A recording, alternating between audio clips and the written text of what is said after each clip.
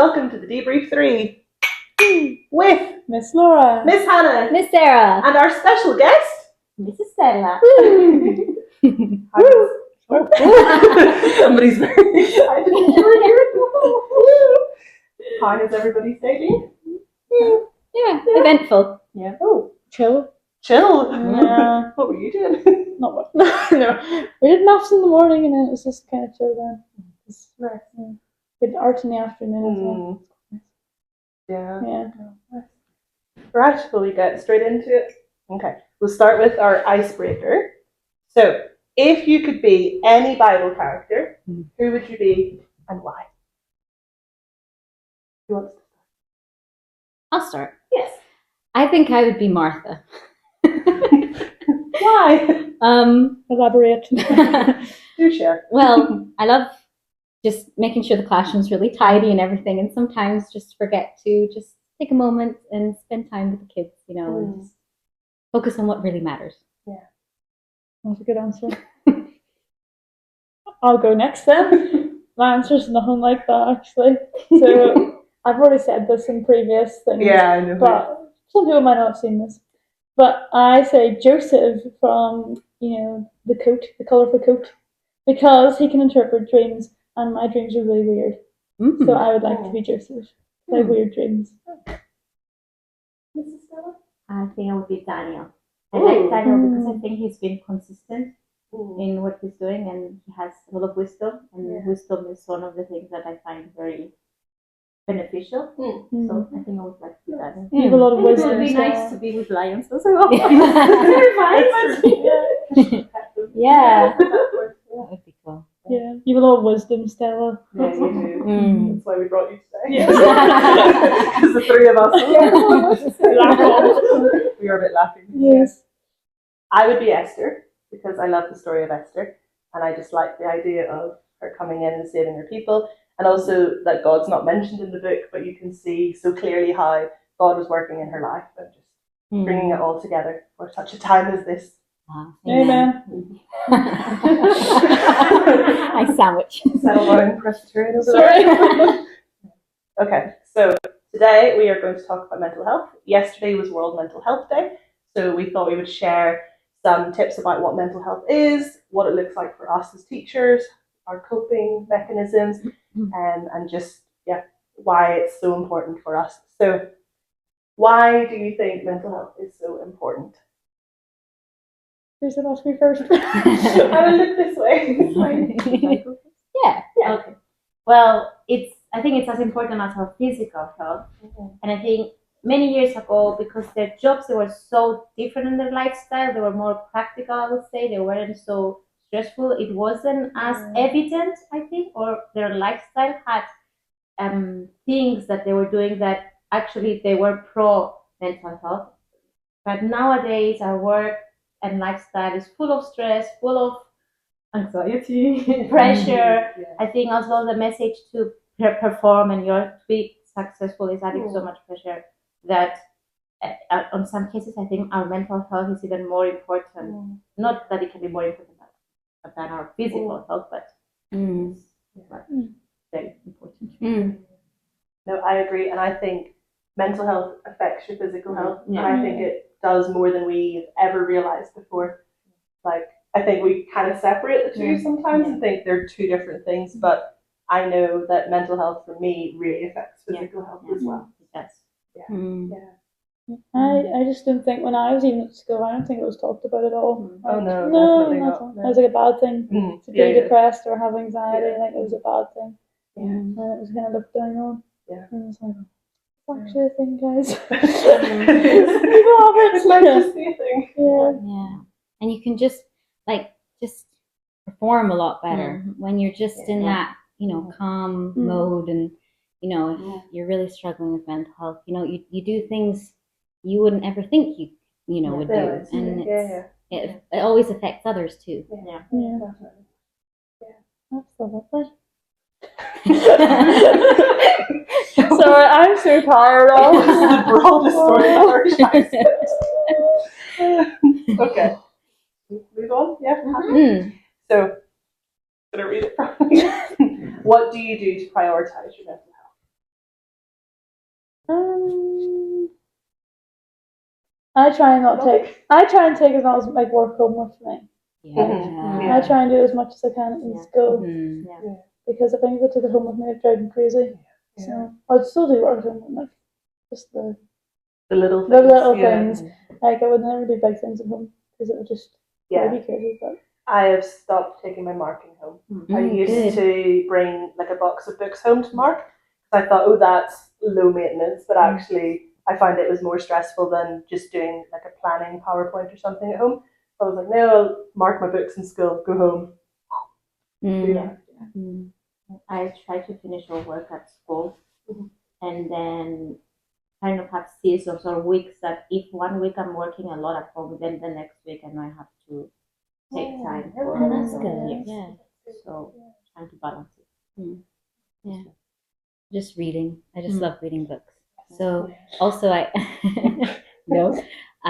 we have a book club. I started a book club and it's really nice because I force myself in it. When the kids are reading, I have to read, even if I have loads of marking to do.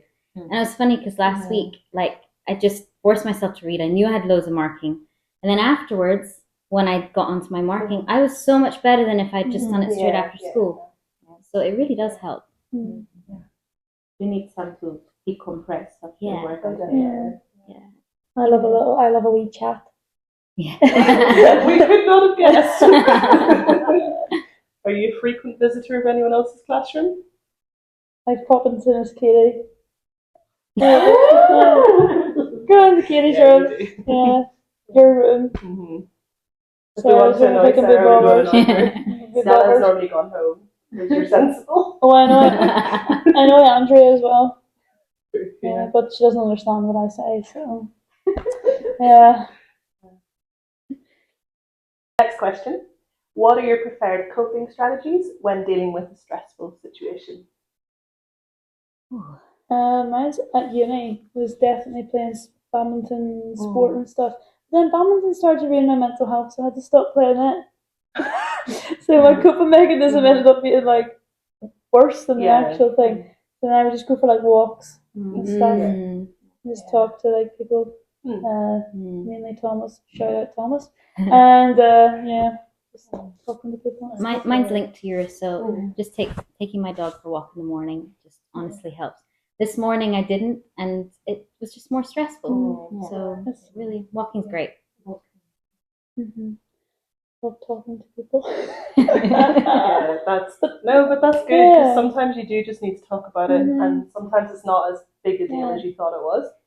And you tell people, and they're like, "It's not a big deal. You're fine." Thomas used to always say that I was overthinking everything. He said, "No, they're not actually looking at you." And I'm like, "Yes, they are." He's like, "No, they're not." They are. They're staring at me. I still sort of overthink now, but not as bad as it was. I would pause, take a breath, maybe.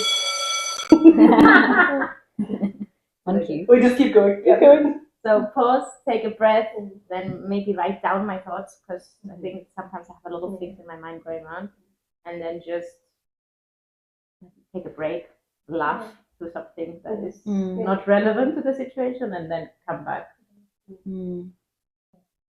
What about you, Hannah? So I journal. It's something I started 2 years ago. After my mental health was not the best. And it's something I just write down things that have happened in school, just like what is stressful, and I think of like the pros and cons of it. So like what actually the situation was, what are the good things I can take from it, what are the negative things, but also then how real it actually is. So I then will sit and decompress that. But other times it is I just write like you do, like my thoughts, and just to get it all out because otherwise my brain thinks. I've done that before, like so that placement that I went to, like I didn't like it. That really ruined my mental health a little bit. And the woman at uni told me to write down like the pros and cons of the placement. There wasn't many pros. I think there was like one pro, and then the rest were all cons. And she was like, but it definitely helps writing everything down, I think. And it helps me as well to remind myself it's not something that is gonna stay forever. It's a season. It might be a day, it might be a week, it might be a month, or maybe even a year. But reminding myself it's not gonna be like this forever. It's just for now. So it will pass. Yes. Yeah.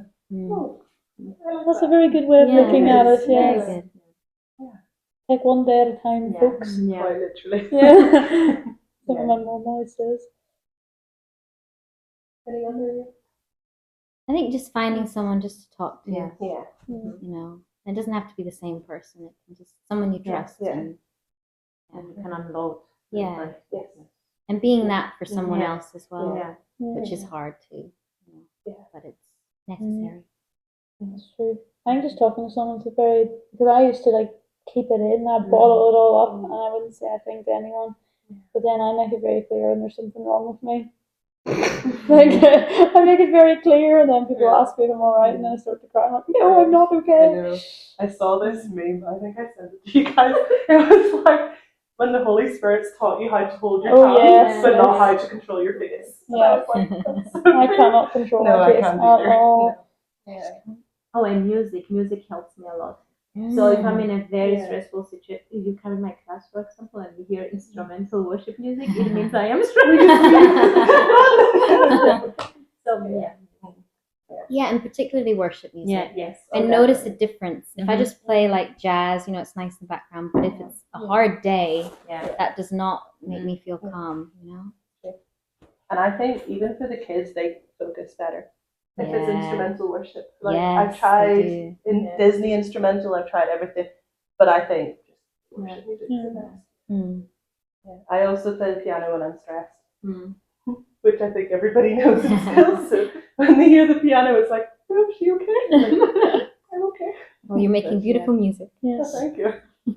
She's improved a lot. We were talking about this. So I was a little stressed because I had to play in church recently. Stella knows.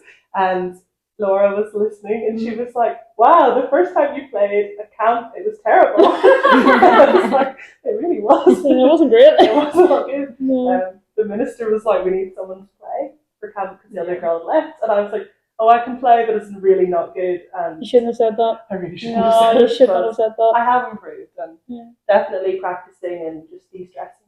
It's Yes, helped me a lot. So. Mm. She did a very good job. Mm. Singing and singing. Great. I did. Wow. Yes.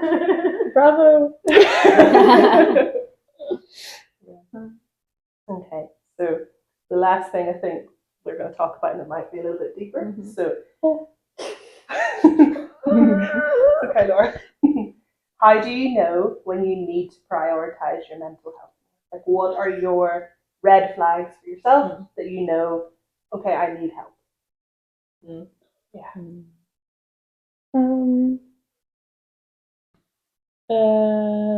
want to start? Yeah, I'll start because I'm just making noises. Nothing new. Probably when I start to like, well, I know if I'm going to an environment where I know I'm just gonna freak out, my leg would go 90 miles an hour, and like that, and then I start playing hands and stuff, and then I like it really like just freeze, I like tense up, and then I'd always say, oh, like where's the bathroom? So then I can just go to the toilet and like just chill out, like breathe. But then sometimes I actually do need to go to the toilet. So if I'm going to the toilet, I might be actually going to the toilet. Yes. You do want us to follow Don't you? follow me. You know, and that's something like, you know. I'm trying to make this sound serious because I'll just stress out. But yeah, that's what I know when I'm about to like have a full on panic. Who's next? I think for me, it's just more of like I'm just thinking of something over and over and over, and I just need to let it out, you know. So then, if you're teaching or something, so hard because you have to just switch, and you just have to be no. I'm just here for the kids. It's professionalism. It's keep going, and so I think escaping for a little bit, as long as there's someone there, Yes. you know. Yeah. So, but sometimes just sort of sitting and just saying to the kids, maybe, right, let's have a brain break or something, read a book or something, and then praying helps too, you know. I don't think the kids have realised that the brain break is for us. It's not for them. So most of the time. I love a Just Dance. I like a Go Noodle Oh yeah. or a Danny Go. Danny I do Go, like a yes. Danny Go. Yeah. Anyone else want to share? I won't be able to sleep. So when I either sleep and wake up very early, like 2 in the morning or 3, 4, I understand that there's something on my mind. And then if I'm easily irritated or very easily crying, I'm crying very easily. But if I catch myself crying often, then I understand that there's something not good right.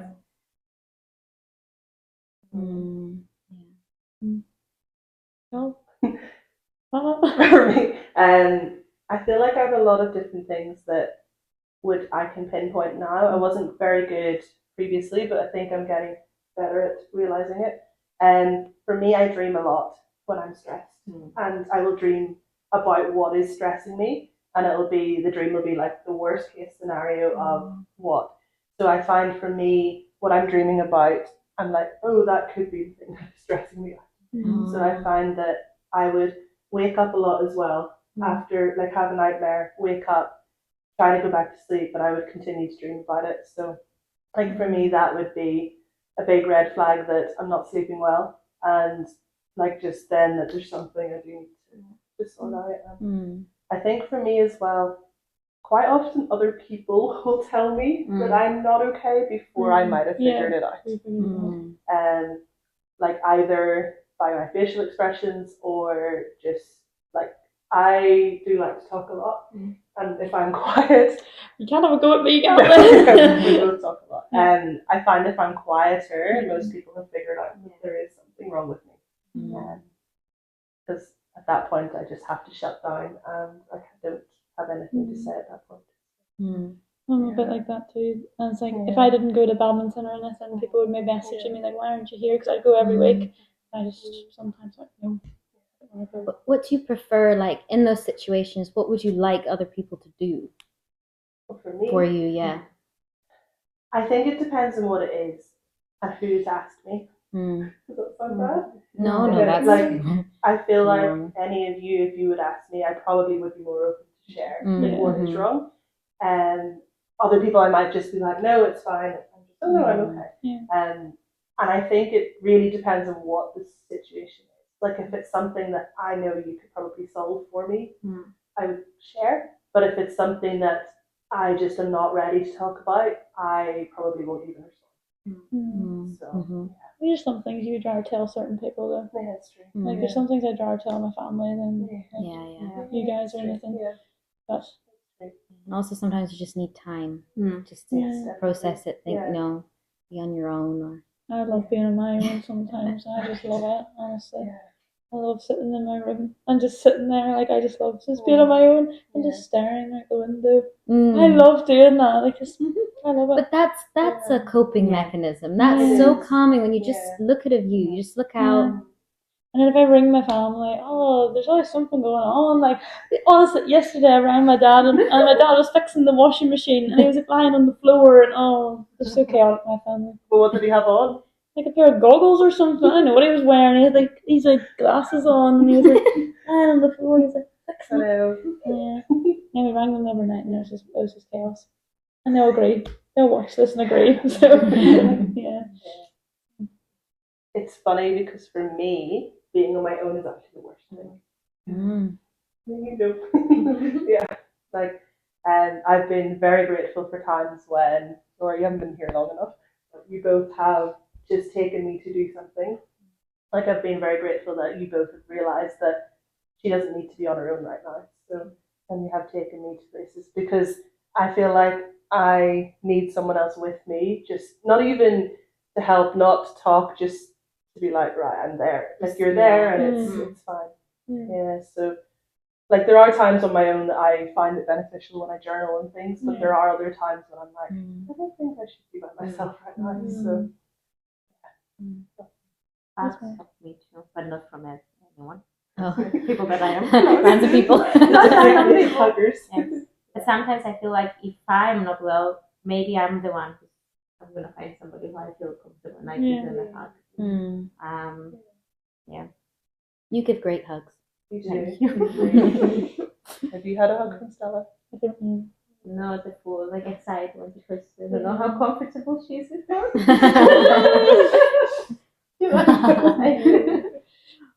Just leave me on my own. No, I do like being on my own. As well, I heard like this is Annie. Shout out to Annie.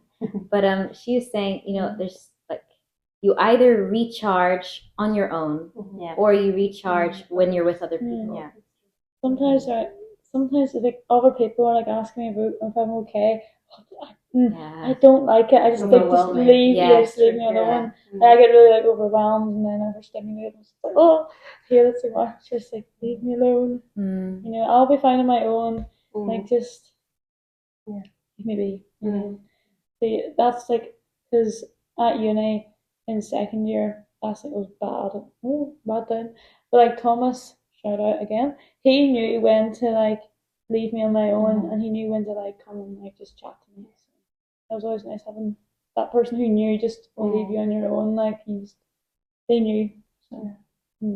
And yeah, having those people, I think, like it's the most important thing to know that they are safe. You can go and chat and speak. Yeah.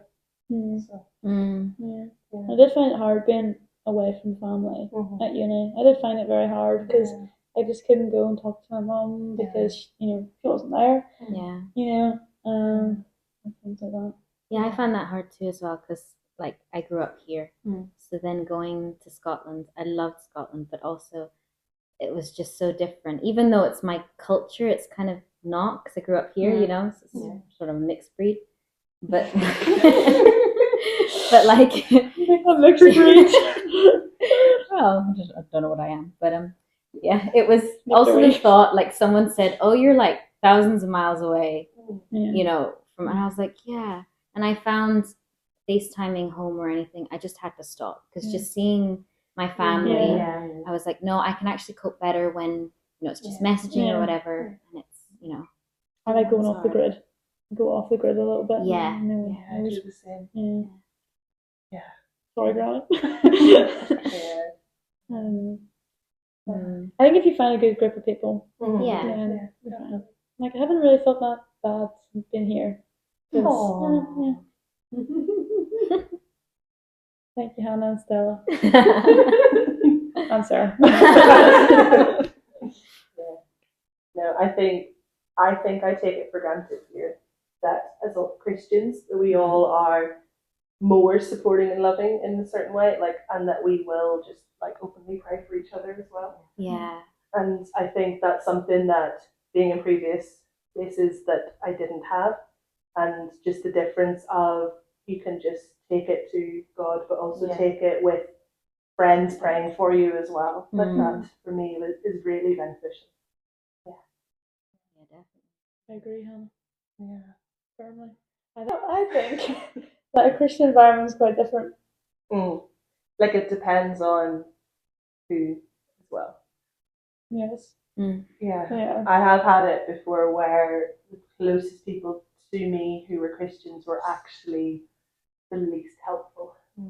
Because I've had people tell me that mental health is not a thing, and I've had people tell me that I need to pray about it more, that I'm not a strong enough Christian because I'm struggling with depression, anxiety, that actually it is not a genuine thing, and that is scary. And actually then for me, the people who helped me the most at that time when I was living in England were people who were not Christians. They were the ones that really could see that there was a problem, and they could see that like I needed help, and that so for me that was an eye-opener of mental health is so real, and that just because I am a Christian doesn't mean that I'm going to be a strong Christian, because there are no strong Christians. No. And the pastor was saying that recently, there are no strong Christians, just our strong Saviour. And I believe that so much. And I feel like it depends on who you're with, that you have people who uplift you and encourage, and the negative people who probably just haven't themselves realised that they also could be struggling with their mental health, that we need to uplift and support each other. Yeah, I mean, you've got Elijah in the Yeah. Bible. Mm. You know, the Lord just gave him food and drink and what he needed. You know, it was just. Told him to have a nap. Yeah. Yeah. Exactly. Yeah. Sometimes for me, I think I just need a nap. I love a nap. I love a nap too. I think you can claim you're a strong Christian. Yeah. I mean, and even I like Jeremiah when God called him and he said, "But me, Lord, I'm just a child and I don't know how to talk." So it shows that these people of God, they've struggled as well, and Yeah. God didn't tell them, "Oh, you're not strong enough." He told them, Yeah. "I am with you." So Yeah. that's Yeah. Yeah. Yeah. He's He hasn't really- asked us yeah, to yeah. sound strong. Yeah. It's okay. No. Yeah. I think as well, like how I knew I needed to start prioritizing my mental health when I moved here was me going to school at 6 o'clock in the morning and going home at 6 at night. Yeah. And Oh, that's doing crazy. 12-hour days where there was mornings, this is actually, I was waiting outside the school gates for the caretaker to come and open up. Like, Yeah. that's how bad it was. Wow. And to then stay the full day and then do work and go home, make dinner, go to bed, get up and do that cycle was not healthy by any means. Like, mentally not, but also physically. And I did struggle a lot with that. And just, I was constantly tired, constantly grumpy. Like, I was a terrible teacher that year. And it wasn't because of my lessons, it wasn't my planning, it was because I did not prioritize myself. Was this when Yeah. was this student teaching or were you? It was my qualified? first year as a teacher. Right. Yeah. Okay. I found my first year teaching more stressful than my teacher training. Yeah, I really Wow. did. Yeah. I think there is so much pressure put on the teachers that we are doing it for the kids, and we are doing it for the We kids, are. Yeah. but we are people as well, Yeah. Yeah. and we are professionals, Yeah. and we need to take time for ourselves. Yeah. Like it's not. I mean, even in the media, you see like all these teachers working so many hours, but the more hours don't make you A better teacher. a better yeah. teacher. Mm. Yes. Yeah. So, and even like sometimes it's better to work less and prioritize your health, because I've heard that somewhere the teacher is the most important resource in the class. Wow. So we have to look out for ourselves. Yeah. I was That's very true. my second year placement was a bit like that one, Hannah. Yeah. Like I would go to school really, really early, and it was like a 45-minute, 50-minute drive in the morning, and it was cold, it was wet, it was in, I'm not sure where it was. It was in England, and it was just, and you'd get there, and I would just be so sad that I was there. I remember crying, like driving on the way there, like I just didn't want to go. I was like, I don't want to go here. Oh, I cried a lot driving to and from school. I don't know how I got there. That much water in my eyes. I don't know how I got there. Yeah. But like when I get there, I would be so stressed. I'd overthink everything, and then I'd go home. I'd be that tired. I wouldn't eat anything, and I wouldn't even sleep because I was nervous about the next day. And I would just kind of lie in a heap. We would just lie on the sofa and just be like, No, I get that. and I wouldn't speak to anyone. I wouldn't go to badminton because I was too tired.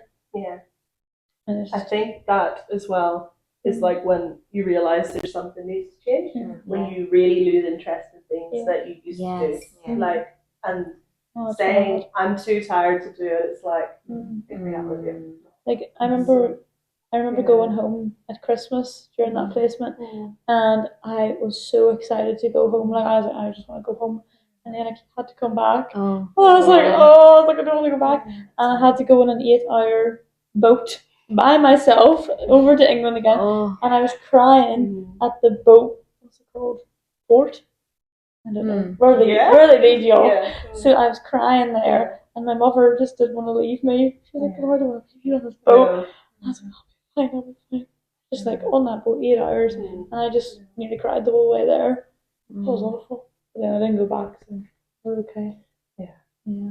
I repeated that placement because I didn't want to go back. But then you also sometimes have to. Like, it doesn't.